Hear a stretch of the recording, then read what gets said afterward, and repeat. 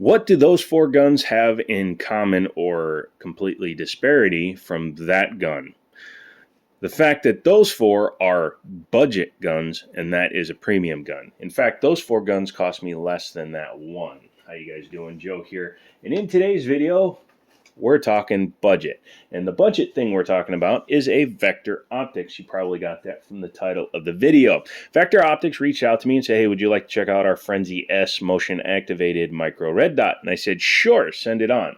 In the interest of full disclosure, they did not pay for this review. All they did was send me the optic and they said, have at it. I said, great, I'm going to publish my findings, whether they be good or bad. And they said, that's fine, we will stand on our product. They are a Chinese-based company. However, they do have an arm or a distribution center here in the United States in Utah. So at the very least, you're supporting American jobs if you are an American citizen. So keep that in mind. Here's some information on it. They claim it's the lightest in the world at 1.4 ounces, and I do believe that. It's one of the lightest I've ever played with. Has a 3 MOA dot. At 100 yards, it's 3 MOA, which basically means you're going to cover about 3 inches of the target with the dot. No big deal. Just, make sure you're zeroed in and you will hit no problemo, unless you can't shoot, and that's your fault. Has 45 minutes of angle adjustment total, up, down, left, right, which means that you can go up to 45 inches at 100 yards. So you should be able to zero this no problem. One bit of information is it doesn't click for each MOA, so keep that in mind. So you will have to adjust it by sight, not by sound or feel.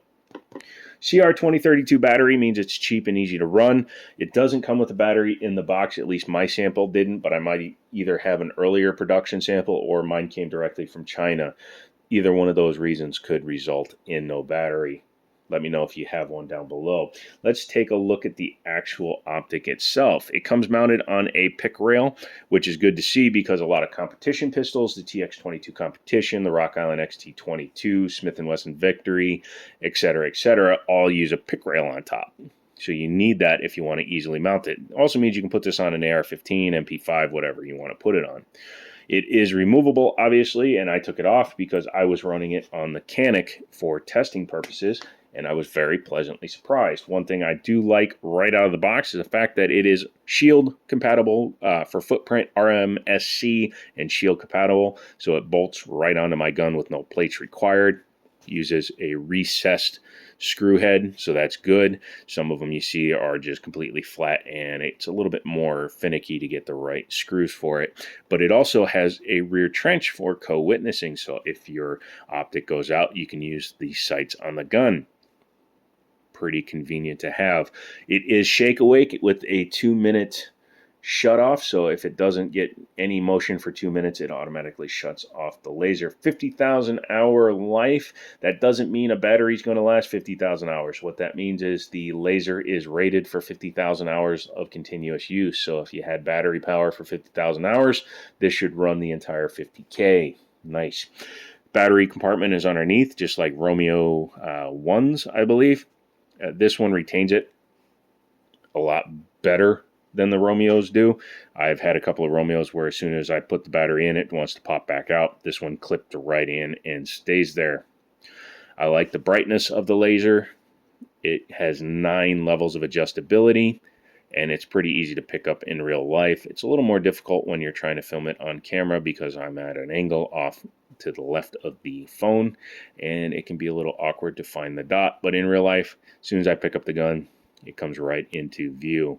Easy to zero it in. It was pretty close right out of the box. I put it on my gun, and I was able to zero it using a spot on my wall.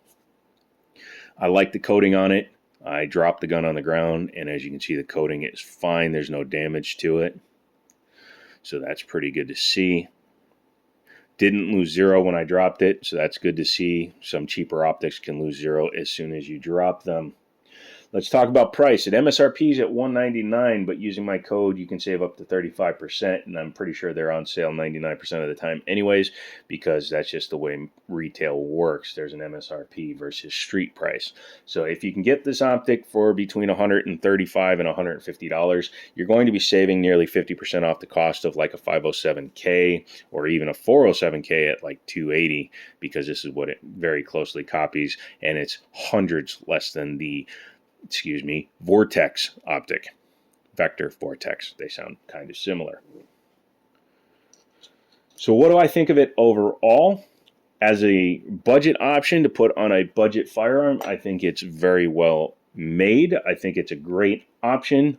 You don't have to run a $600 red dot on a $300 gun. That's just kind of dumb. Don't do that.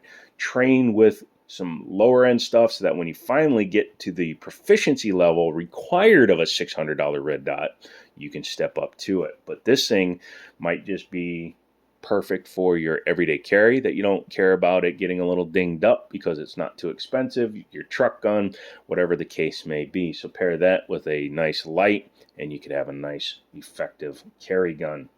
If you own one of these, let me know how well they work for you, how they shoot. Don't forget to use my code down in the description. Come back for some more stuff, more reviews. I'm going to put that into a 3-way shoot with a couple of other budget optics that I have. Spoiler alert, so far that's been the best build, best feel, best overall. Come back for another video. Really appreciate it. And as always, I'll talk to you later.